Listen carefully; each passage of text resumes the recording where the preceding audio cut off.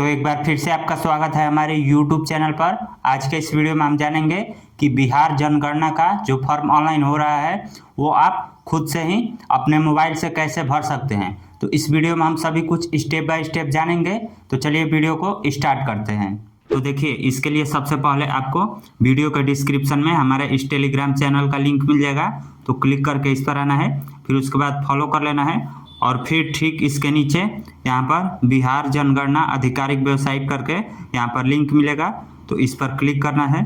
अब क्लिक करते ही इस प्रकार का वेबसाइट खुल जाएगा, जहाँ पर आपको सबसे पहले अपना स्टेट सेलेक्ट करना है। तो यहाँ से हम अपना स्टेट सेलेक्ट कर लेते हैं, बिहार। उसके बाद यहाँ पर कैप्चा कोड डालना है, तो जो यहाँ पर लिखा गया है सेम टू सेम देखकर यहाँ पर आप लिख लीजिए और फिर वेरीफाई एंड प्रोसीड पर क्लिक कीजिए। क्लिक करते ही यहाँ पर कुछ मैसेज शो कर रहा है वेलकम का, जिसमें यहाँ पर लिखा गया है कि कितना इसमें टाइम लगेगा और क्या क्या क्वेश्चन पूछा जाएगा, कितना क्वेश्चन रहेगा, सभी कुछ यहाँ पर लिखा गया है। तो हमें ओके पर क्लिक करना है। अब ओके पर क्लिक करते ही इस प्रकार का फॉर्म खुल गया है, जहाँ पर सबसे पहले name of the head of the house hold यानी कि परिवार के मुखिया का नाम लिखना है। तो यहाँ पर आप अपने माताजी या पिताजी या परिवार में जो भी बड़े लोग हैं उनमें से किसी एक का नाम लिख दीजिए। अब यहाँ पर परिवार के मुखिया का नाम लिखने के बाद अपना मोबाइल नंबर इंटर करना है, फिर उसके बाद ईमेल आईडी यदि है तो यहाँ पर इंटर करना है, नहीं तो इसको छोड़ देना है और फिर वेरीफाई एंड प्रोसीड पर क्लिक करना है। अब वेरीफाई एंड प्रोसीड पर क्लिक करते ही आपने जो मोबाइल नंबर डाला है उस पर OTP कोड गया है, तो यहाँ पर ओके पर क्लिक करना है। अब ओके पर क्लिक करते ही हमारे नंबर पर OTP कोड आएगा, तो वो OTP कोड यहाँ पर डालना है, फिर यहाँ से लैंग्वेज सेलेक्ट करना है। तो जैसे कि आप यहाँ पर देख सकते हैं OTP कोड आ चुका है, तो हम यहाँ पर OTP कोड इंटर कर लेते हैं। अब OTP इंटर करने के बाद यहाँ पर लैंग्वेज सेलेक्ट कर लेते हैं, तो इंग्लिश है, हिंदी है, तो हम यहाँ पर हिंदी सेलेक्ट कर लेते हैं। आप अपने अनुसार यहाँ पर लैंग्वेज सेलेक्ट कीजिए, फिर उसके बाद वेरीफाई OTP पर क्लिक करना है। अब क्लिक करते ही इस प्रकार का पेज खुल जाएगा, जहाँ पर आपका स्टेट पहले से सिलेक्ट रहेगा। फिर उसके बाद यहाँ से आपको अपना डिस्ट्रिक्ट सिलेक्ट करना है। तो यहाँ पर आप एरो पर जैसे ही क्लिक करेंगे तो सभी डिस्ट्रिक्ट का नाम ऑटोमेटिक आ जाएगा। तो यहाँ से अपना डिस्ट्रिक्ट सिलेक्ट कर लेना है। जैसे हम यहाँ पर अपना डिस्ट्रिक्ट सिलेक्ट कर लेते हैं। अब डिस्ट्रिक्ट सिलेक्ट करने के बाद यहाँ पर अपना पिन कोड डालना है। तो जैसे कि आप देख सकते हैं हमने यहाँ पर अपना स्टेट, डिस्ट्रिक्ट और पिन कोड सबमिट कर दिया है। अब उसके बाद यहाँ पर गांव या नगर या स्थान या लैंडमार्क का नाम डालना है और फिर खोजे पर क्लिक करना है।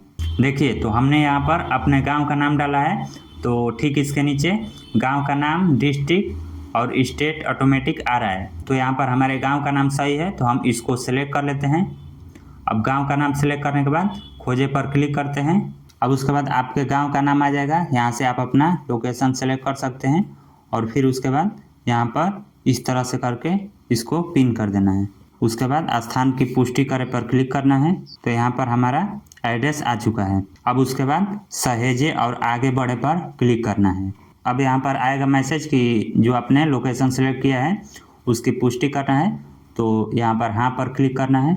अब क्लिक करते ही इस प्रकार का यहाँ पर पेज खुल जाएगा, जहाँ पर सबसे पहले पूछेगा कि जनगणना मकान के फर्श में प्रयुक्त प्रमुख सामग्री, यानी कि आपका जो घर है उसका फर्श किस चीज़ का है, मिट्टी का है या लकड़ी या बांस का है या पक्की ईंट का है या पत्थर या सीमेंट या टाइल्स का है। तो आपको यहाँ पर अपने अनुसार सेलेक्ट कर लेना है। उसके बाद यहाँ पर पूछ रहा है कि जनगणना मकान के दीवार में प्रयुक्त प्रमुख सामग्री, यानी कि जो दीवार है वो किस चीज़ का है। तो यहाँ पर बहुत सारा ऑप्शन है, इसमें से आपको अपने अनुसार सेलेक्ट कर लेना है। तो हम यहाँ पर पक्की ईंट सेलेक्ट करते हैं। उसके बाद पूछ रहा है जनगणना मकान के छत में प्रयुक्त प्रमुख सामग्री, यानी कि जो आपका घर है उसका छत किस प्रकार का है, घास फूस का है या फिर प्लास्टिक या पॉलीथीन या पक्की ईंट या पत्थर, इस तरह से आपको सिलेक्ट कर लेना है। तो हमारा कंक्रीट का है, तो हम यहाँ से कंक्रीट सिलेक्ट करते हैं। उसके बाद जनगणना मकान की स्थिति, यानी कि मकान की स्थिति वर्तमान में कैसी है, अच्छी है या रहने योग्य है केवल या जीर्ण शीर्ण है। तो यहाँ से हम अच्छी सिलेक्ट कर सकते हैं। अब इतना क्वेश्चन सिलेक्ट करने के बाद आपको सहेजे और आगे बढ़े पर क्लिक करना है। उसके बाद हाँ पर क्लिक करना है।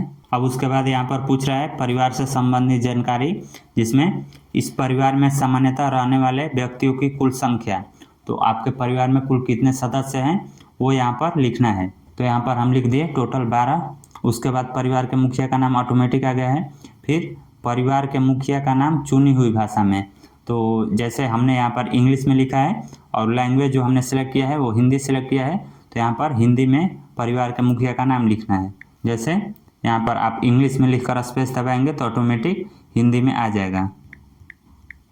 जैसे आप देख सकते हैं हम यहाँ पर इंग्लिश में ही लिख रहे हैं और स्पेस दबा रहे हैं तो ये हिंदी में ऑटोमेटिक आ जा रहा है। तो इस तरह से आपको नाम लिख लेना है। अब उसके बाद परिवार के मुखिया का लिंग, तो यहाँ से हम जेंडर सेलेक्ट कर लेते हैं। फिर उसके बाद यदि अनुसूचित जाति या जनजाति में आते हैं तो यहाँ से सिलेक्ट कीजिए, या फिर यदि SC ST में अपना ही आते हैं तो अन्य पर क्लिक कीजिए। उसके बाद इस मकान के स्वामित्व की स्थिति, यानी कि जो मकान है वो अपना है या किराए पर लेकर आप रह रहे हैं, यहाँ से आपको सिलेक्ट करना है। तो हमारा अपना है तो हम अपना सिलेक्ट कर लेते हैं। उसके बाद रहने योग्य उपलब्ध कमरों की संख्या, यानी कि आपके मकान में टोटल रहने योग्य कितना कमरा है, तो हम यहाँ पर 5 इंटर कर लेते हैं। अब उसके बाद यहाँ पर पूछ रहा है कि इस परिवार में रहने वाले विवाहित दंपतियों की संख्या, यानी कि परिवार में कितने लोग हैं जिनकी शादी हो चुकी है, तो हम यहाँ पर 2 इंटर कर देते हैं।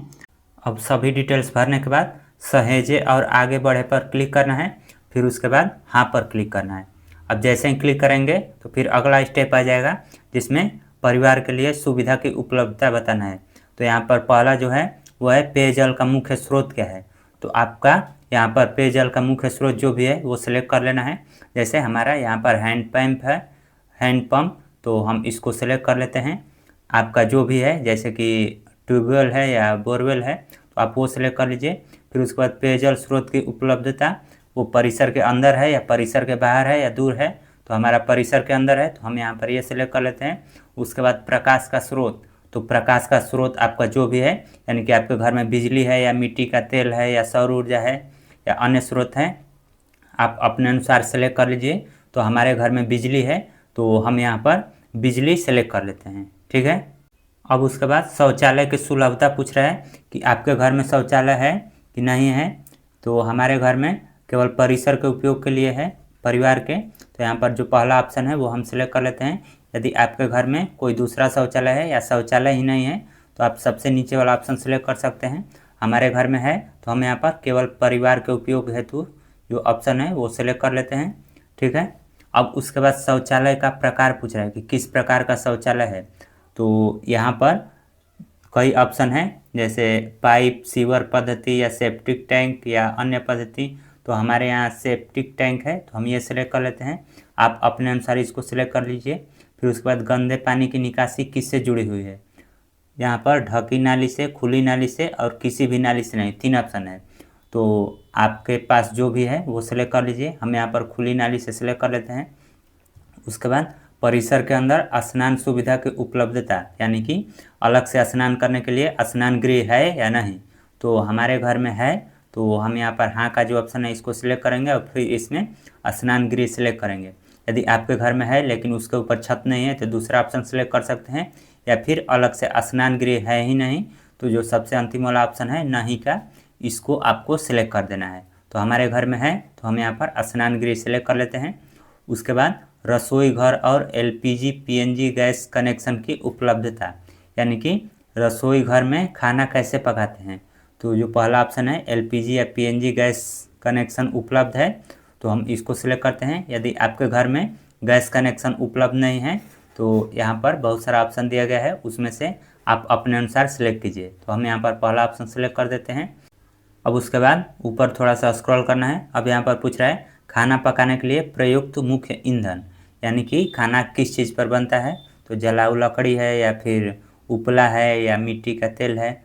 तो हमारे यहाँ गैस पर बनता है तो हम LPG सिलेक्ट कर लेते हैं। उसके बाद अंतिम में सहेजे और आगे बढ़े पर क्लिक करना है और फिर हाँ पर क्लिक करना है। अब जैसे ही क्लिक करेंगे तो यह सबमिट हो जाएगा। अब यदि आप में प्रॉब्लम आ रहा है, आप क्लिक कर रहे हैं लेकिन सबमिट नहीं हो रहा है, फिर वहीं ऑप्शन आ जा रहा है, तो वैसी स्थिति में आपको बार बार क्लिक करते रहना है। जैसे आप देख सकते हैं हमने क्लिक किया लेकिन यह सबमिट नहीं हुआ।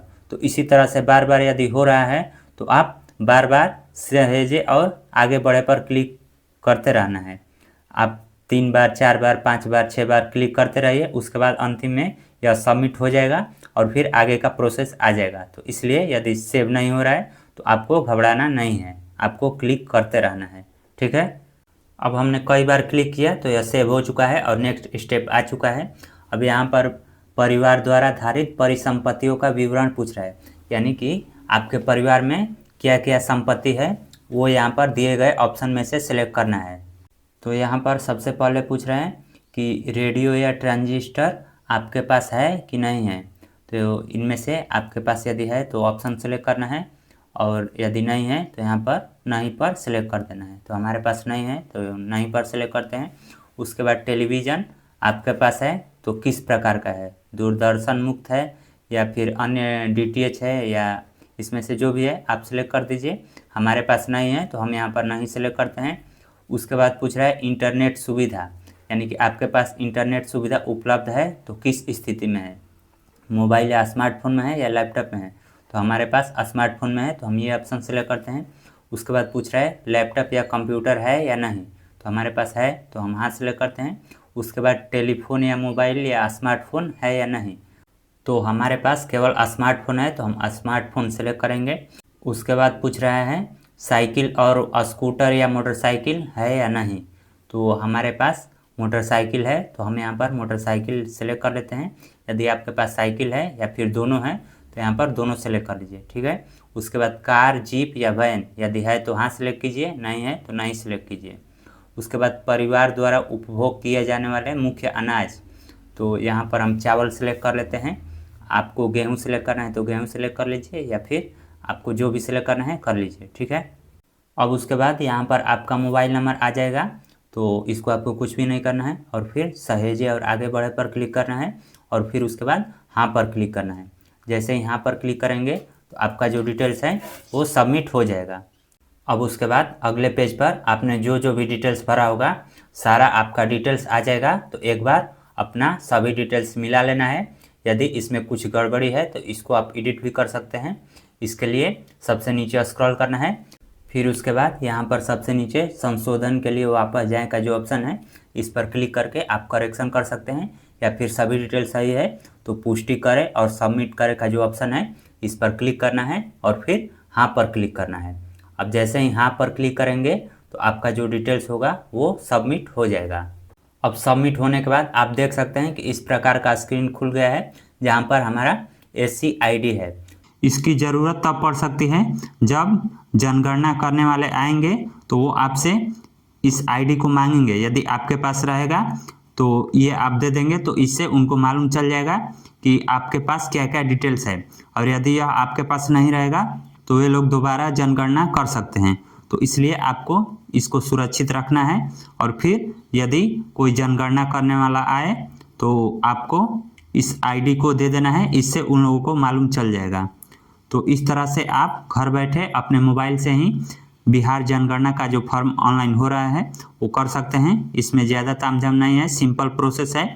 यदि एक बार में डाटा सबमिट नहीं होता है तो आप बार बार ट्राई कीजिए, उसी पर क्लिक करते रहिए, 2 बार 4 बार 6 बार इस तरह से ट्राई करते रहिए, हो जाएगा। वो साइट का प्रॉब्लम है इसलिए हो रहा है, नहीं तो एक बार में ही सबमिट हो जाता है। तो इस तरह आज के इस वीडियो में आपने जाना कि बिहार जनगणना का फॉर्म खुद से अपने मोबाइल से ही कैसे भरते हैं। तो यदि आपको इससे रिलेटेड कोई क्वेश्चन पूछना है तो कमेंट करके पूछ सकते हैं।